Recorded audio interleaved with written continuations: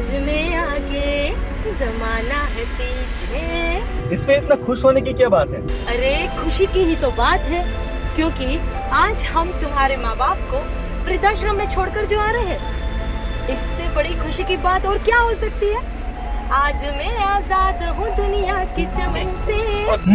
अब जितने बजे तक घूमना है घूमो, कोई रोक टोक नहीं। और नहीं तो क्या, जब देखो तब तुम्हारे पापा बहू ये मत पहनो, बहू वो मत पहनो कहकर मेरा दिमाग खराब कर दिया करते थे। मम्मी भी मुझे हर वक्त लेक्चर दिया करती थी, बेटा इतने पैसे खर्च मत करो। उसे क्या पता जिंदगी आज में है, पैसे बचा कर क्या करेंगे। और तो और तुम्हारी माँ जब देखो तब मुझे बच्चों के लिए फोर्स किया करती थी। उन्हें कौन समझाए कि बच्चे कितने डिस्ट्रैक्शंस होते हैं। जो हुआ अच्छा हुआ, चलो आखिर उनसे पीछा तो छूटा हमारा। इसका पूरा क्रेडिट मेरी मम्मा को जाता है। आखिर उन्होंने ही ढूंढा था ये वृद्धाश्रम हमारे सिटी से बहुत दूर, ताकि बार बार हमें यहाँ पर आना ही ना पड़े। दीपिका, एक बात पूछूं तुमसे, बुरा तो नहीं मानोगी? पतिदेव, आज मेरा मूड बहुत अच्छा है, कुछ भी पूछ सकते हो। तुम अपने माँ बाप को वृद्धाश्रम में क्यों नहीं रखना चाहती? पागल हो क्या? मेरे माँ बाप तुम्हारे माँ बाप जितने बुरे नहीं है, वो किसी को तंग नहीं करते। तुम्हारे पापा मुझसे ठीक से बात भी नहीं करते, और तुम्हारी माँ अपने घुटनों के दर्द की वजह से एक ही जगह पर बैठी रहती थी। और मेरी माँ देखो, मेरी माँ किटी पार्टी की जान है, सोसाइटी की शान है, और मेरे पापा फिट एंड फाइन। हाँ वो तो है। तुम्हारी माँ जब भी घर आती है ना तो जीना हराम कर देती है। क्या मतलब? मेरा मतलब है कि जिंदगी गुलजार कर देती है। अजय जी, अब बातों से ही पेट भरोगे क्या? मुझे बहुत भूख लगी है। अजय देखो ना, कोई ढाबे पर गाड़ी रोको ना। अरे नहीं दीपिका, ये ढाबे पर खाना कैसा होगा? अरे यहाँ ड्राइवरों के लिए खाना बनता है, बहुत तीखा, हम नहीं खा सकते। अरे यार बहुत भूख लगी है, कहीं तो गाड़ी रोको। अरे सुखपादर, क्या हुआ अजय, गाड़ी क्यों रोक दी? अरे ये मेरे बचपन के दोस्त राज का गाँव है। तो तुम भी कमाल हो, मैं कई सालों से राज को जानता हूँ। स्कूल की पढ़ाई हमने साथ में ही पूरी की थी। 10वीं के वेकेशन में मैं छुट्टियाँ बिताने के लिए इस गांव में आया था। उसकी मम्मी ने क्या खाना बनाया था, आज भी उसका स्वाद मेरे हाथों से नहीं गया। तो किसी ने सच ही कहा है, तुम औरतों का दिमाग सर में नहीं पाँव में होता है। ये क्या बोल रहे हो तुम? अरे डार्लिंग, मैं तो मजाक कर रहा था।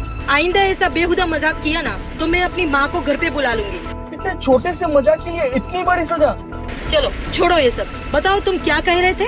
अरे बाबा, ये स्कूल की पढ़ाई पूरी होने के बाद राज से दोस्ती भी कम हो गई। कुछ साल पहले अब उसको फेसबुक पे देखा था, तब वो ऑस्ट्रेलिया में था। आपकी राम कथा अगर खत्म हो चुकी है तो हम कहीं पे जाए, मुझे भूख लगी है। कहीं क्यों, यही खाना खाने चलते हैं ना। अच्छा खाना भी मिलेगा और राज के घर वालों से मुलाकात भी हो जाएगी। वाह अजय वाह, पहले नहीं बोल सकते थे? अरे तुमने मुझे बोलने का मौका ही कब दिया।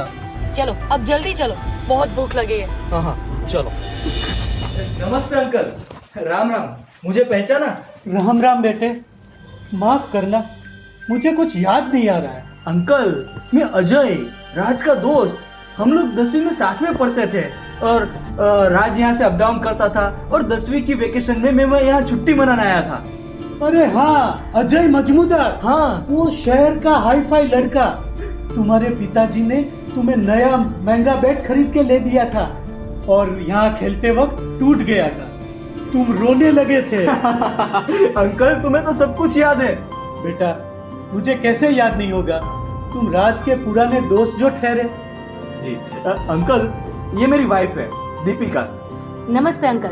नमस्ते बेटा, नमस्ते। अरे राज की माँ, जरा बाहर तो आओ, मेहमान आए हैं। नमस्ते बेटा। नमस्ते आंटी। इसे पहचाना? नहीं। अरे राज का बचपन का दोस्त, वो शहर का हाई फाई लड़का जिसका बैग टूट गया था। अरे अज्जू, जी आंटी। तो कितना बड़ा हो गया, कैसे आना हुआ? वो अरे आंटी, वो हम लोग इनके बिजनेस के सिलसिले में यहाँ से गुजर रहे थे, तो इन्होंने कहा कि आंटी अंकल से मिलते चले। जी। अच्छा, ये कौन है बेटा? भाग्यवान, ये अजय की बीवी है। अरे वाह, कितनी सुंदर बीवी है, बिल्कुल राम सीता की जोड़ी लग रही है। बेटा अब घर पर आए ही हो तो खाना खा के जाना। नहीं नहीं अंकल, खामखा आपको तकलीफ होगी। हम तो बस यहाँ से गुजर रहे थे तो सोचा अंकल आंटी से मिलते चले। और इसमें कौन सी तकलीफ, तुम यहाँ आए हो तो खाना तो खाकर ही जाना पड़ेगा ना, जैसा राज वैसा ही तू। अरे आंटी, खामखा आपको तकलीफ होगी। इसमें कौन सी तकलीफ, हमारा तो खाना बन ही गया है, आप लोगों का ही बनाना है। ठीक है दीपिका, तुम आंटी को किचन में मदद करो, ठीक है? मैं चलिए अंकल से आंटी। बातें करता हूँ।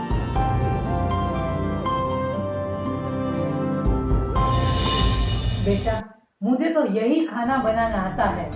पिज्जा पास्ता कुछ खाना हो तो तुम्हें रात के बाद मुंबई जाना पड़ेगा। मुंबई? मुंबई क्यों? रात तो ऑस्ट्रेलिया में है ना?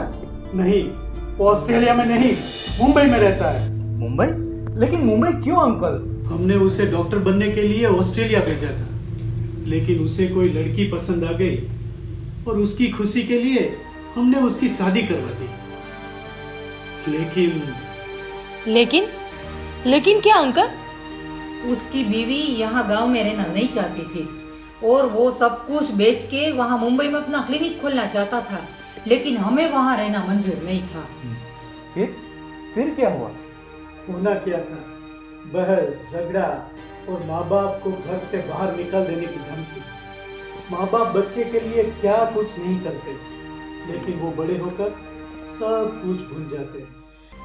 राज ने भी अपने मन की ही चलाई। उसको पैसों की बहुत जरूरत थी और वो सब कुछ बेचकर हमें नजदीक की वृद्धाश्रम में भेज देना चाहता था।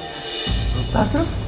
हाँ, माँ बाप अपने बच्चों को कभी अनाथ आश्रम छोड़ के नहीं आते, लेकिन बच्चे अपनी मर्जी के मुताबिक अपने माँ बाप को वृद्धाश्रम छोड़ के चले जाते हैं। फिर क्या हुआ आंटी? होना क्या था, मैंने अपनी जमीन के 2 टुकड़े कर दिए। 80% उसको दे दिया, 20% अपने नाम पे कर दिया। वो अपनी जमीन का टुकड़ा बेचकर मुंबई चला गया। अब तो वो मुंबई का मशहूर डॉक्टर बन गया है। छोड़ो आपसे भी ये बेकार की बातें, चलो खाना खा लेते हैं। अंकल, एक बात पूछूं? कहो। राज ने आपके साथ ऐसा सब कुछ किया, फिर भी मैं तो उसका दोस्त हूँ, फिर भी आप मेरी इतनी मेहमान नवाजी कर रहे हो, क्यों? बेटा, तुम उसका नाम लेके आए हो, हम तुम्हारे साथ ठीक से व्यवहार नहीं करते तो उसका नाम बिगड़ता है। अंकल, क्या आप उन्हें कभी माफ कर पाएंगे? माँ बाप के मुंह से तो सिर्फ दुआ ही निकलती है, बद्दुआ नहीं। धन्यवाद अंकल। चलो अब हमें निकलना होगा। अरे खाना तो खा के जाओ बेटा। नहीं आंटी, जाना जरूरी है आंटी। आप लोगों ने मेरी आंखें खोल दी। दीपिका के कहने पर मैं मेरे माँ बाप को वृद्धाश्रम छोड़ के आ रहा हूँ। क्या? हाँ, मैं खुद इतना खुदगर्ज हो गया था कि अपने माँ बाप को खुद से दूर कर रहा था, लेकिन अब मुझे पता चल गया है इस दुनिया में माँ बाप से बढ़कर कोई नहीं है। मैं अभी अपने माँ बाप को लेकर यहीं आता हूँ। Thank you uncle. Aunty, uncle, मैं भी मेरी गलती पे बहुत शर्मिंदा हूँ। अच्छा हुआ, देर सवेर तुम्हें अपनी गलती का एहसास हो गया। बेटा, जल्दी उनको लेके आओ, हम लोग इधर ही उनका इंतजार कर रहे हैं। और सुबह का बुला अगर शाम को घर पे लौट जाता है तो उसे बुला नहीं। जी अंकल आंटी, हम अभी आते हैं। चलो दीपिका।